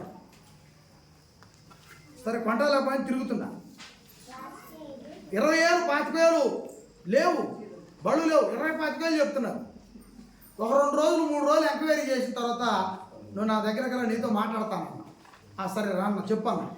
ఇప్పుడు 25,000 పెడుతున్నావు, ఒక బైక్కి 25-30 పెడుతున్నావు. నువ్వు మళ్ళీ పెట్రోల్ పోయాలా, డీజిల్ పోయాలిగా. మళ్ళీ ఏమన్నా నీకు తిరిగి ఏమన్నా ఇచ్చుద్దా బండి? పంచర్ పడుద్ది, ఆయిల్ అడుగుద్ది, బేగు పడదు, గేరు రాదు, డబ్బులన్నీ వదిలే. నువ్వు ఇప్పుడిప్పుడే ఎదుగుతున్నావయ్యా, అది కాదు మార్గం. దానికి ఒక సలహా చెబుతా. అదే 30 ఏళ్ళలో నీకు ఆటో కొందాం. అదే 30,000 రూపాయలు నువ్వు ఆటో కొంటే బ్రహ్మాండంగా నీలేశ్వర నుంచి బయలుదేరంలో చేయొచ్చుతారు. దానిమ్మర్ లాంటి వాళ్ళు, మరి ఇక్కడ ఉన్నటువంటి వెంకయ్య లాంటి వాళ్ళు పెద్దవాళ్ళు చేయొచ్చుతారు, కూర్చుంటారు. ఒక 20 ఇస్తారు, ఒక 30 ఇస్తారు. మెత్తగారు ఊరు పోయాలకే ఆయిల్కి వస్తాయి. నువ్వు మెత్తగారు ఊరు పోతావు, వాళ్ళు చికెన్ మటన్ బిర్యానీలు పెడతారు, వాళ్ళు దంసప్పులు తెస్తారు, నువ్వు తినేస్తావు. మళ్ళీ నీ కొడుకుని భార్యని ఎక్కించుకొని టుకుటుకుడుగా మళ్ళీ బయలుదేరుతావు. ఇంటికి వచ్చాక మళ్ళీ ఆయిల్కి, ఆ తర్వాత ముందు కట్టలని, ఆ తర్వాత ముఠాలోళ్ళని, ఆ తర్వాత చేలోకి పని అని, ఆ తర్వాత ఇంట్లోకి బియ్యం తెచ్చింది ఆటో, ఇంట్లో కూరగాయలు తెచ్చింది ఆటో, ఒంటికి పిల్లలు తెచ్చింది ఆటో. ఏమండి అదే 30,000 పెట్టి బండి కొని పెడితే ఇంట్లోకి బియ్యం వస్తాయా, ఇంట్లోకి కూరగాయలు వస్తాయా, ఒంటికి పిల్లలు వస్తాయా? ఇక ఎందుకు దైవజనుడు ఉంది? ఒక సేవకుడు అనేవాడు ఎందుకుంటాడు? కాబట్టి దైవజనుడు ఎందుకున్నాడు అని అంటే, ప్రియమైన వాళ్ళరా, పరిశుద్ధ గ్రంథం ఎందుకుందో మన దగ్గర అంటే మన బాగుని మనల్ని ఆశీర్వదించడానికి, మనల్ని దీవించడానికి పరిశుద్ధ గ్రంథం. దైవ సేవకుడిని ఎందుకు పెట్టాడు ఈ గ్రామంలో? దైవ సేవకుడిని ఎందుకు పెట్టాడు ఈ గ్రామంలో? మీరు నీళ్లు పోయటానికి ఉంటే నేను జ్ఞానం అనే పంటని ఇవ్వటానికి ఉన్నా. ఆమెను చెప్పండి, చెప్పండి, ఆమెను చెప్పండి. మీరు నీళ్లు పోసేవాళ్ళు నాకు, నా కుటుంబానికి. మీరు అన్నం పెట్టేవాళ్ళు, ఎరువేసేవాళ్ళు నాకు, నా కుటుంబానికి. ఆ తర్వాత కొమ్మకి ఫలాలు ఇచ్చేవాడు దేవుని సేవకుడు. ఆమెను చెప్పండి. దేవుని వాక్యం ద్వారా కొమ్మకి ఫలాలు రావాలా? ఈ బజారు కొమ్మ, హై స్కూల్కి వెళ్ళో బజారు కొమ్మ, చర్చి ఎదురుగా కొమ్మ, ఇటు కాలనీకి వెళ్ళో కొమ్మ, వెనకూడ అతని ఇల్లు ఇటు కొమ్మ. కొమ్మలుగా ఆత్మ ఫలాలు ఫలించాలి ప్రేమైన వాళ్ళారా. ఆకు వాడక తన కాలం ముందు చెట్టు ఎవరు నాటబడిన ఆకు వాడక తన కాలం ముందు ఎలా ఉండాలంట? ఫలమిచ్చు చెట్టు వలే. అదే కదండి మీ దగ్గర ఉన్న పరిశుద్ధ గ్రంథం కూడా జాగ్రత్తగా వినాలా, జాగ్రత్తగా నేర్చుకోవాలా. ఏమండి? ఒక 5 నిమిషాలు. మోషే గారు వాళ్ళ అమ్మ జన్మనిచ్చినప్పుడు చాలా సుందరుడు, చాలా అందగాడు. మోషే గారు పుట్టినప్పుడు చాలా కష్టం వచ్చి పడింది ఆ దేశం మీద. ఇప్పుడు వాళ్ళ అమ్మ ఏం చేసిందంటే జమ్ము పెట్టి తయారు చేసి కీలు పూసింది, నీళ్లు పోకుండా. కీలు అంటే గమ్ము, చుట్టూ నీళ్లు అంటకుండా కీలు పూసి ఆ నదిలో వదిలిపెట్టేసింది, నైల్ నది. వాళ్ళక్క కాపలా ఎడిపోతుంది ఆ పెట్టె, జమ్ము పెట్టి ఎడిపోతుంది. చివరికి పోకపోగా పోయి ఆ పరో కుమార్తె మూల స్నానం చేస్తుంటే ఆమె కంటపడదాయి ఆ పెట్టె. నీళ్ళు పోసుకుంటే పంపించింది. ఆ పెట్టెందో పోతుంది, ఏదో మోళ్ళగా ఉంది, డిజైన్గా ఉంది. ఆ పెట్టెను చూసి ఆకర్షించబడింది ఆమె. ఎప్పుడు చూడని పెట్టె నైల్ నదిలో పోతుంది, తీసుకొచ్చి పనికెత్తి వెళ్ళి చూస్తే ఆడ ఎబ్రిడ్ పిల్లగాడని ఉంది, గుడ్డ కూడా ఉంది దానిలో. ఆ గుడ్డ దాచిపెట్టేసిందామా. రాణి కుమార్తెమ్మా, ఈ పిల్లగాడు ఎబ్రిడ్ కుమారమ్మా వద్దమ్మా, మనకి వీడు అంటరానోడని తీసుకొచ్చినామా. వీడు అంటరానోడు, నీకు వద్దన్నది. ఎలా అంటరాను, నాకు ఎంటరాను, నాకు కొట్టాడు బార్లోకి అంతే. ఆ గొడ్డ నదిలో వేసింది. వాళ్ళకి ఆ రోజుల్లో ఎబ్రిల్కి ఒక క్లాత్ ఒకటి ఉండేది, ప్రతి ఒక్కరి దగ్గర ఉండేది ఆ క్లాత్. ఆమె ఏం చేసింది, ఆ క్లాత్ వేసింది వాళ్ళ అమ్మ. ఈ క్లాత్కి ఆ రాణికి అసలు చెట్టు కాదు. ఆమె క్లాత్ లేదు, ఏం లేదు, కాలంలో పారేసింది. ఆ పిల్లగాడు పెట్టింది సుందరుడు ఎత్తుకుంది. నాకు కావాల్సిందే ఈ పిల్లగాడు అంటుంది. అసలు పట్టుకోకూడదు కూడా. నాకు కావాల్సిందే ఈ విషయాన్ని ఎక్కడైనా కానీ పెడితే మాత్రం నేను ఒప్పుకోను. నేను రాణి కదా, ఎత్తుకొని పోయింది, ఇంటికి తీసుకుపోయింది, సంతోషంగా సాదుకుంది ప్రియమైన వాడు. అలాంటి గొప్పవాడు రాణి చేతిలో పడ్డవాడు రాజే కదా. కానీ ఏం చేశాడు తెలుసా? అంత పెద్దవాడైన తర్వాత కళ్ళ ముందు సమస్తం కనపడుతున్న తర్వాత అప్పుడే తగిలింది దేవుని ప్రేమ హృదయానికి. దేవుని ప్రేమ హృదయానికి వయసు వచ్చింది, వయసుకు వచ్చాడు. ఇటు వాళ్ళ అమ్మ ఇచ్చే కుర్చీ కనపడుతుంది, రత్న వైడూర్యాలతో. నేను వాళ్ళు ఆయన చూశాడు, రత్న వైడూర్యాలు. మోషే గారు చూశారు, రత్న వైడూర్యాలతో కిరీటం కనపడుతుంది, పెద్ద సామ్రాజ్యం కనపడుతుంది. కానీ అప్పుడే తగిలింది వాక్యం, దేవుని మాట యొక్క రుచి హృదయాన్ని పట్టేసింది. ఏం చేయాలి అర్థం కావట్లా. హృదయం దేవుని వాక్యాన్ని పట్టేసింది. మరి పుట్టింది ఎవరు? ఆ హృదయానికి పుట్టింది ఎవరు? వాళ్ళ అమ్మే కన్న తల్లి, పాలిచ్చే తల్లి అద్దెకొచ్చింది ఆడకి.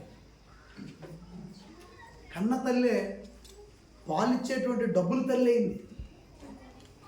డబ్బులు ఇస్తా నా కొడుకు పాలిచ్చి పెంచమన్నది.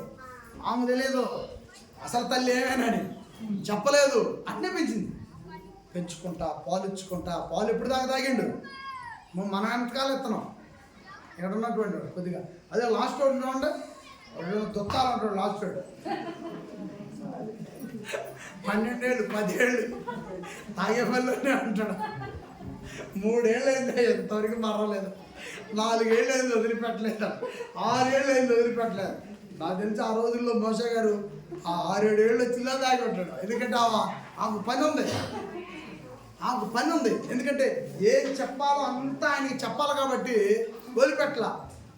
అమ్మ ఏందమ్మా రాణిగారు పాలు తాగుతున్నా, అసలు యాదమ్మా మరవట్లేదమ్మా, యాపాకు కూడా రాశా, యాపాకు రాసి చేదు ఎత్తా పోయాడు, అయినా కూడా అని దేవుని గురించి హృదయంలోని కుట్టేసి పంపించి కుట్లేసింది. మోషే గారి హృదయంలోకి దేవునికి సంబంధించిందంతా పంపించేసింది. కానీ సమయం వచ్చేదా బయట పెట్టబోకాయ అన్నది తల్లిగారింటికి పంపించేసింది. సమయం వచ్చేదా బయట పెట్టబోక. ఆ సరైన వయసు వచ్చినప్పుడు ఆ ప్రేమ, తల్లి నేర్పిన మాటల ప్రేమ డెవలప్ అయింది. హృదయం డెవలప్ అయిన తర్వాత అప్పుడిక నా జనం, నా ప్రజలను మొదలుపెట్టాయి. అప్పుడు ఏం చేశాడంటే దేవుని కోసం మోషే గారి జీవితం నుండి కొన్ని నేర్చుకోవాల్సినవి. హెబ్రీ పత్రిక 11:25 వచనములో మోషే ఐగుప్తు ధనమును విసర్జించాడు. ఆమేన్ చెప్పండి, చెప్పండి, ఆమేన్ చెప్పండి. మోషే ఐగుప్తు ధనాన్ని ఏం చేశాడంట? విసర్జించాడు. ఏమండి? హెబ్రీ పత్రిక 11:26 వచనములో పాప భోగము అనుభవించడం కంటే శ్రమ పట్టాన్ని కోరుకున్నాడు మోషే గారు. నువ్వు రాజులాగా వస్తే ఇప్పుడు రాజు పుట్టినరోజు ఏం చేయాలి? మోషే గారు రాజు అయ్యాడు అనుకోండి, మరి మోషే గారు పుట్టినరోజుకి ఏం చేయాలి? ఆ రాజ్యంలో ఏం జరగాలి? రాజు ఎదుట డ్యాన్సులు జరగాలి. కాబట్టి పాప భోగం వల్ల ఏం జరుగుద్ది? డ్యాన్స్ జరుగుద్ది. కాబట్టి ఆ పాప భోగము నాకు వద్దని మోషే గారు దేవుని కోసం ఏం చేశాడంట? విడిచిపెట్టాడని పరిశుద్ధ గ్రంథంలో మనం చూస్తూ ఉన్నాం. మోషే గారి జీవితాన్ని కూడా ఒక్క నిమిషం ఆలోచించండి. మన చుట్టూ కూడా మనం ఏం కోరుకుంటున్నాం? అవసరమైంది కోరుకో, అవసరమైంది అడుగు, అవసరమైన దాని దగ్గర నిలబడు. ఇవాళ అడుగు, రేపు అడుగు. అడిగి అడిగి అలిసిపో, అడిగి అడిగి అలిసిపో, మరిచిపో. దేవుడు రెట్టింపుగా మరిచిపోయిన దాన్ని వాడిని ముందుకు తీసుకొస్తాడు. నువ్వు అడుగుతున్నావు నాకు ఇవ్వట్లేదని ఇప్పుడే అడుగుతున్నావు నాకు ఇవ్వట్లేదని అలుగుతున్నావు. ఏది పిల్లలు కానీ అమ్మ రూపాయి అంటే లేదురా పొర పని చేసుకుంటున్నాను, వాళ్ళు ఏదో సిమ్మో తెప్పాలి అడిగినా నేను చెప్పా నువ్వేం చెప్పినా అంటే ఆ క్షణంలో ఏమైపోయింది? వాడు అడిగిండు తర్వాత ఏమైంది? అలిగిండు. మనం కూడా ఏం చేస్తున్నాం? పరిశుద్ధుడు ఏంటి? నువ్వు ఇస్తావయ్యా, నువ్వు ఇస్తావు, రేపు ఇస్తావా, ఎల్లుండి ఇస్తావా, ఇయ్యవా, అస్సలు ఇవ్వవా? నువ్వు ఇస్తావయ్యా. 1 రోజు, 2 రోజులు, 3 రోజులు, వారం తర్వాత అసలు చేస్తున్నారో లేదని చూస్తే ఏం చేయకపోతే మళ్ళీ ఏం చేయకపోతే మళ్ళీ ఏమవుతుంది? అలుగుడు. ఎవరి మీద అలుగుతావయ్యా? ఎవరి మీద అలుగుతావు? ఈ భూమి మీద పక్కన భార్య చచ్చిపోతే, ఈ భూమి మీద పక్కన ఉన్న భార్య చచ్చిపోతే, అంత్యక్రియలు అయిపోయిన తర్వాత వచ్చి తలకు పోసుకున్నాడు తిండి తినకపోతే మళ్ళీ ఆడు కూడా ఆ పక్కన గుంతకే పోతాడు. పోవాలన్నా తలకు పోసుకొని అన్నం తినాలన్నా? ఏది మంచిది? ఏది ఉపయోగకరం? తినటమే ఉపయోగం. నువ్వు బత్తలాంటి నాకొద్దు 9 అడుగు నాకొద్దు, నాకు మావిడే గుర్తొస్తుంది అంటాడు. ఆ 10 అడుగు నాకొద్దు, మావిడే గుర్తు. ఆ పాయ ఈ పూటకు తిన్నాను అనుకుని మెలకుండా ఊరుకున్నావా? 11ంటికి అతనే లేపుతున్నాడు. ఒక్క ముద్ద ఏంటి చాలు. ఎంత వేయాలంట? ఇప్పుడు 6 అడిగితే, 8కి అడిగితే, 9కి అడిగితే 10 కూడా పొద్దుగోలు ఉంటారు ఆయన ముందు. వాళ్ళు కలిసి నీళ్ళు పోసుకున్నారు, మధ్యలో నిద్ర వచ్చిన పడుకున్నారు.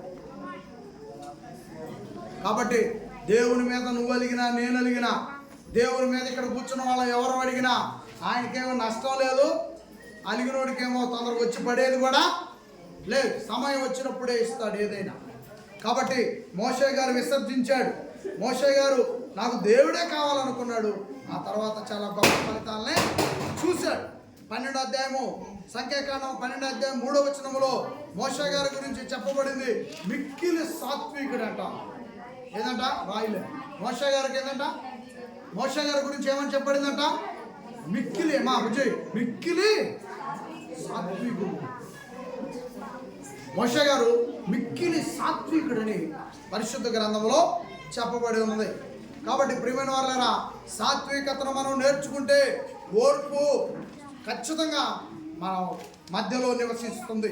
సంఖ్యాకాండము 12వ అధ్యాయము 7వ వాక్యములో మోషే గారి గురించి దేవుడు చెప్పి రాయించాడు, దేవుని ఇల్లంతట్లో నమ్మకమైన వాడు.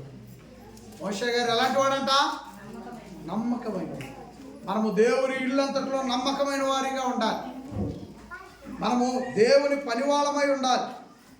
మోషే గారు గుర్తింపు పొందాడు, దేవుని ఇల్లంతట్లో నమ్మకమైన వాడని. అలాగే సంఖ్యాకాండము 14వ అధ్యాయము 11వ వచనం నుంచి 20వ వచనం దాకా మనం చూస్తే దేవుని ఉగ్రత ప్రజల మీదకు రాకుండా అడ్డుపడ్డాడట మోషే గారు. అయ్యా అని దేవునికి మొరపెట్టి ప్రార్థించాడు. కాబట్టి మనం ఇక్కడ ఉన్న వాళ్ళమంతా ప్రార్థన వీరులు అవ్వాలి. మొదటి పాఠంలో మనం చెప్పాం కదా, శ్రమలు కలిగినప్పుడు ఏం చేయాలా? ప్రార్థన చేయాలి.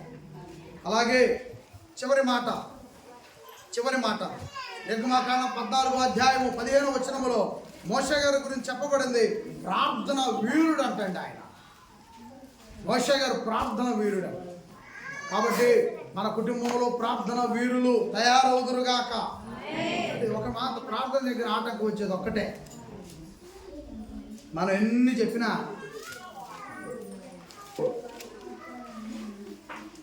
మనం చెప్పుకుంటాం, బాగానే కేకలు పెట్టుకోవాలి. అట్టుండాలి, మనం ఎట్టుండాలి. ప్రార్థనకు ఒక దెబ్బ పడేది ఎక్కడంటే, దయ్యం వేసే దెబ్బ ఏదో చాట వచ్చుద్దు, పాపం ఏదో సందర్భంలో పాపం అనేది వస్తుంది. ఎందుకంటే మనుషులుగా బతుకుతున్నాం కాబట్టి ఈ జనరల్గా అప్పుడు గబగబా కేకలు పెట్టినప్పుడు ఆ బాధ మీద ఇక ఆ రైతు ప్రార్థన వదిలేని మానుకుంటాడు. ఎక్కడ సాతానుడు ఎక్కడ దెబ్బేస్తున్నాడు, ఎక్కడ మోసం చేస్తున్నాడు గమనించాలి. గబగబా వర్షం, కోపం వచ్చింది, కేకలు పెట్టాం. ఇక ఆ రైతు అటు ఇటు చూస్తాం, ఇందా కేకలు పెట్టాక ఇంకేం ప్రార్థన అంటున్నా అది అని మళ్ళా మనం అనుకొని, ఏం ప్రార్థన మనతో ప్రార్థన, ఆ దేవుడు మాత్రం ఎక్కడ ఇందా కేకలు పెట్టింది అనుకొని ఇక ఆ రోజు ఆవదాన్ని మంచం వేయటం, ఆ దిండి వేయటం, గురకలు పెట్టడం. తప్పు. అపవాది మోసం చేస్తున్నాడు. అక్కడే అపవాది దెబ్బ కొడుతున్నాడు.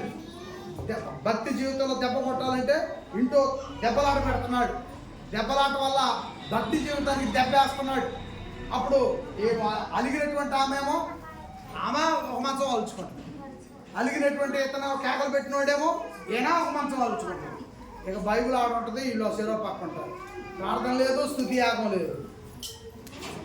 కాబట్టి సంతోషం వచ్చినప్పుడు కాదు, సంతోషంలో కాదు, బాధలో కాదు, నిందల్లో కాదు, మనము ప్రతి సమయమందు సంతోషం అప్పుడు, దుఃఖం అప్పుడు కూడా ప్రార్థన అనేది విడిచిపెట్టకూడదు. కాబట్టి ప్రార్థన దగ్గర కుటుంబ వ్యవస్థలో దెబ్బతింటుంది ఎక్కడంటే ఎక్కడే. దయచేసి అది మనం గమనించాలి. ఇది సాతానుడు ఈ విధంగా మనం దెబ్బతీస్తున్నాడు అనుకొని, ఒకవేళ అంతకుముందు ఏదైనా కలిసి ఇద్దరు చేసుకుంటున్నారు అనుకోండి, ఒకవేళ ఆ కోపంలో రాలేదనుకోండి, నువ్వు నిలబడి కేకలు పెట్టినటువంటి నేను నిలబడి, నన్ను క్షమించు తండ్రి, ప్రభు ద్వారా నన్ను మన్నించాయని కేకలు పెట్టాను, క్షమాపణ వారు అసలు ప్రార్థన అవుతాను కూర్చుంటే, అప్పుడు ఆమె కూర్చుంటుంది, నిన్న ఎవరితో పాపం చేసాడు అబ్బాయి, అది చేయట్లేదే. మరి చూసేవాళ్ళు ఉన్నారు కదా, ఇవరితప్పుడు రోజు చేస్తారు, ఇవాళ చేయట్లేదే, ఇదే జ్ఞాన భక్తి అంటే. మనల్ని బయట వాళ్ళు అలా మనల్ని పొడి కత్తి తీసుకున్న వాళ్ళు ఆడుండారు, ఏడా ఉండారు. కాబట్టి ఏ మాత్రం కూడా మనం ఛాన్స్ అనేది ఇవ్వకూడదు.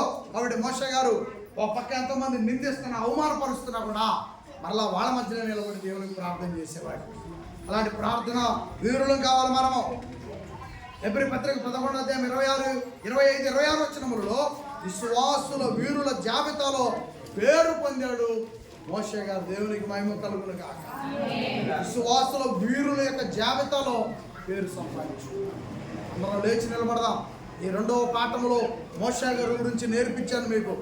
2వ పాఠములో మోషే జీవితం నుండి నేర్చుకోవాల్సిన పాఠం పేరు రెండు పాఠాలు ఈరోజు మనం విన్నాం. రెండు పాఠాలు నేర్చుకున్నాం. ఒకటి, శ్రమలు వచ్చినప్పుడు మనం ఎలా ఉండాలి. రెండు, దేవుని యందు భయభక్తులు కలిగి ఉన్నప్పుడు మనం ఎలా ఉండాలి. ఈ విషయాలన్నీ కూడా మీరు పరిశీలన చేయండి. తలలో వంచి ప్రార్థన చేయండి. కుర్రవాళ్ళు బయటికి వెళ్ళవద్దు. మొత్తం అందరూ దేవాలయంలోకి రావాలి. తొందరగా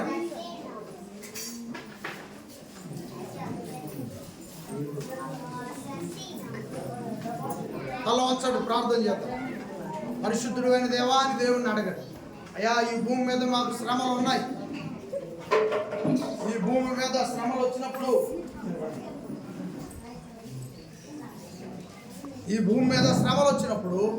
భూమి మీద నిందలు వచ్చినప్పుడు మేము ఎలాగా మరి ధైర్యం కలిగి ఉండాలి, ఓర్పు కలిగి ఉండాలి, కృంగిపోకుండా దేవుని విశ్వాసం కలిగి ఉండాలి, విశ్వాసం అంతా స్థిరంగా ఉండాలి, దేవుణ్ణి ఆశ్రయించాలి, ప్రార్థన చేయాలి, శ్రమల్లో కూడా సంతోషంగా ఉండాలి.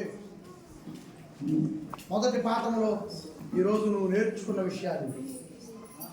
రెండవ పాఠంలో దేవుని యందు భయభక్తులు కలిగిన మోషే గారు, దేవుడి కంటే నాకు ధనం వద్దు, ఐగుప్తు ధనం నాకు అవసరం లేదని విడిచిపెట్టేశాడు. పాప భోగములు అనుభవించడం కంటే నా దేవుని కోసం శ్రమలైనా నేను భరిస్తానని తీర్మానం తీసుకున్నాడు మోషే గారి గురించి బైబిల్లో రాసి పెట్టింది, మిక్కిలి సాత్వికుడు అని రాసి పెట్టింది. సాత్వికుడు అని బైబిల్ గ్రంథంలో రాసి పెట్టింది. మోషే గారి గురించి రాసి పెట్టింది బైబిల్ గ్రంథంలో. దేవుని ఇల్లంతట్లో నమ్మకమైన వాడు, దేవుని విగ్రహతను ప్రజల మీదకి రాకుండా అడ్డుకున్నాడు, ప్రార్థన వీరుడని వీరుల జాబితాలో పేరు సంపాదించుకున్నాడు మోషే గారు. మరి ఈరోజు మన పరిస్థితి ఏంటి ప్రియమైన వారలారా? మన యొక్క ఆలోచనలు ఏంటి? మన యొక్క నిర్ణయాలు ఏంటి? మన యొక్క పద్ధతి ఏంటి? శ్రమలు వచ్చినప్పుడు ఎలా ఉంటున్నావు? దైవ భక్తులు ఎలా ఉంటున్నావు? రెండు విషయాలు చూపించాను ఈరోజు మీకు. శ్రమలు వచ్చినప్పుడు ఎలాగా నిలబడాలి, దైవ భక్తులు ఎలా ఉండాలి. దైవ భక్తిలో మోషే గారు ఎలా నిలబడ్డాడు? ఈరోజు మనకు అది అవసరం. శ్రమలు వచ్చినప్పుడు ఇక్కడ భక్తులు ఎలాంటి విశ్వాసం కలిగి ఉన్నారు, ఓర్పు కలిగి ఉన్నారు, ప్రార్థన కలిగి ఉన్నారు, విశ్వాసం ముందు స్థిరం కలిగి ఉన్నారు, దేవుని ఆశ్రయించారు, శ్రమల్లో కూడా సంతోషించారు, ప్రార్థన చేశారు, కృంగిపోకుండా దేవుని యందు నిరీక్షణ కలిగి ఉన్నారు, ఓర్పు కలిగి ఉన్నారు, ధైర్యం కలిగి ఉన్నారు, భయపడకుండా ఉన్నారు. శ్రమలు వచ్చినప్పుడు, కష్టాలు వచ్చినప్పుడు, కుటుంబాలను చిన్నభిన్నం చేసే సమస్యలు వచ్చి పడ్డప్పుడు ఇలాంటి స్థిరత్వం కలిగి ఉన్నాం. ఈరోజు మనం కూడా ఈ లోకంలో జీవిస్తా ఉన్నాం. ఎంత పాట పాడేవాళ్ళమైనా, ఎంత ప్రార్థన చేసేవాళ్ళమైనా, ఎంత వాక్యం బోధించేవాళ్ళమైనా, ఎంత కానుక దేవాలయంలో వేసేవాళ్ళమైనా శ్రమలను విడిచిపెట్టవు. యేసు ప్రభుని విడిచిపెట్టలేదు, అవి అపోస్తులను విడిచిపెట్టలేదు. దేవుని కోసం ఆస్ట్రేలియా దేశం నుండి బయలుదేరి వచ్చిన గ్రాస్టన్ గారి కుటుంబాన్ని విడిచిపెట్టలేదు శ్రమలు. నిన్నగాక మొన్న దేవాలయము సంవత్సరం క్రితం ఓపెనింగ్ చేశాడు మంగళగిరిలో దైవజనుడు షేత్ వివేక్ గారు. ఆయన శ్రమలను ఇప్పుడు ఎదుర్కొంటున్నాడు. పశ్చిమ గోదావరి జిల్లాలో ఇద్దరు కొడుకుల్ని కోల్పోయాడు దైవజనుడు. 18-20 సంవత్సరాల కొడుకులను కోల్పోయాడు. ఇప్పటికి శ్రమలు ఎదుర్కొంటున్నాడు. మనం కూడా గత సంవత్సరం ఇదే దేవాలయము ఆ కిటికీల వంద నీళ్లు నిండిపోయింది. శ్రమలు ఎదుర్కొంటున్నాం. కాబట్టి ఇలాంటి పరిస్థితుల్లో దేవుని యందు స్థిరముగా నమ్మకంగా ఉండాలి. దేవుని యందు మన కుటుంబాల అవసరాలు డబ్బు కావాలి, కానీ దేవుణ్ణి దాటిపోయే డబ్బు మనకొద్దు, దేవుణ్ణి దాటించే డబ్బు మనకొద్దు. దేవుని పాదాల దగ్గర ఉండే ధనం కావాలి. ఈ లోకంలో ఎంజాయ్మెంట్ ఉంది, క్రైస్తవులు కూడా జరబడింది, అది మనకొద్దు. మోషే గారే వద్దనుకున్నప్పుడు మనం అలాంటి ఎంజాయ్మెంట్లో ఉండాల్సిన అవసరం లేదు. మోషే గారు మంచి పేరు సంపాదించుకున్నాడు. ఈ శ్రమల్లో ఎప్పుడైతే నమ్మకంగా ఉన్నాడో అప్పుడు దక్కినవే ఈ సెకండ్ హాఫ్.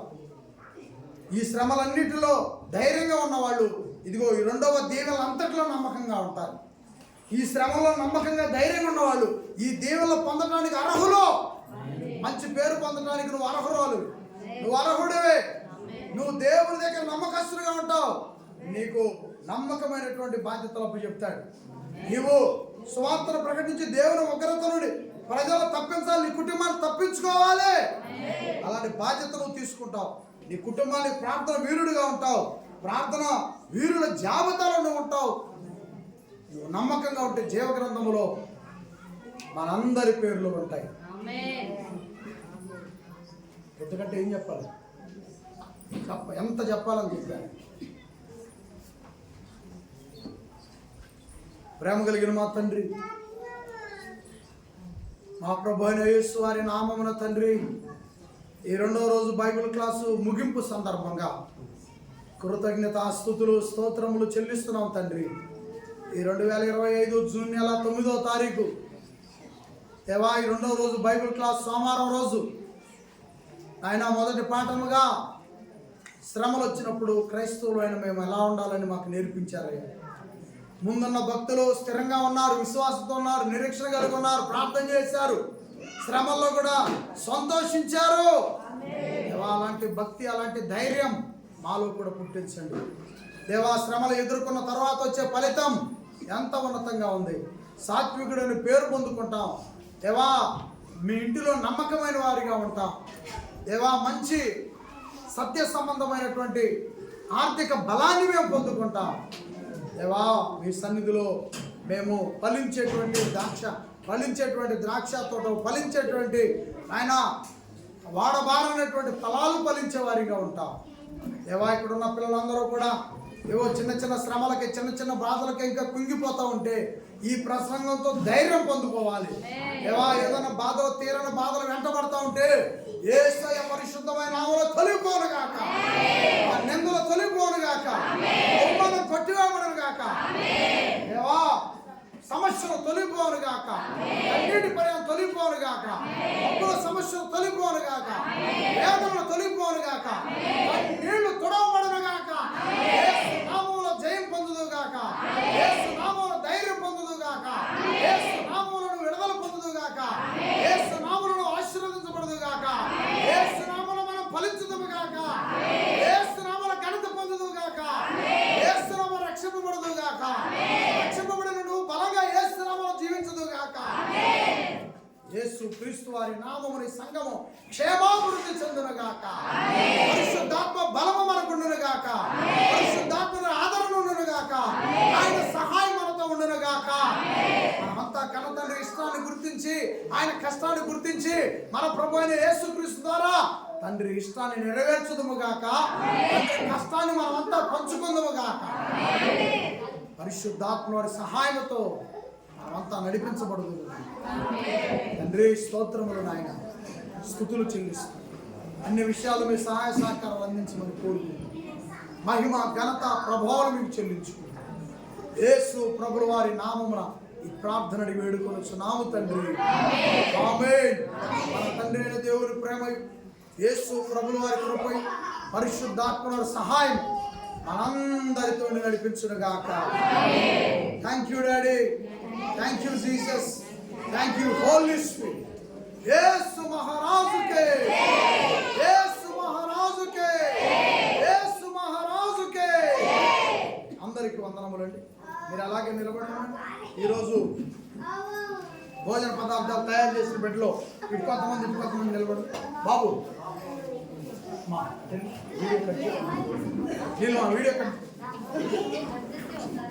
వీడియో కట్ చేసి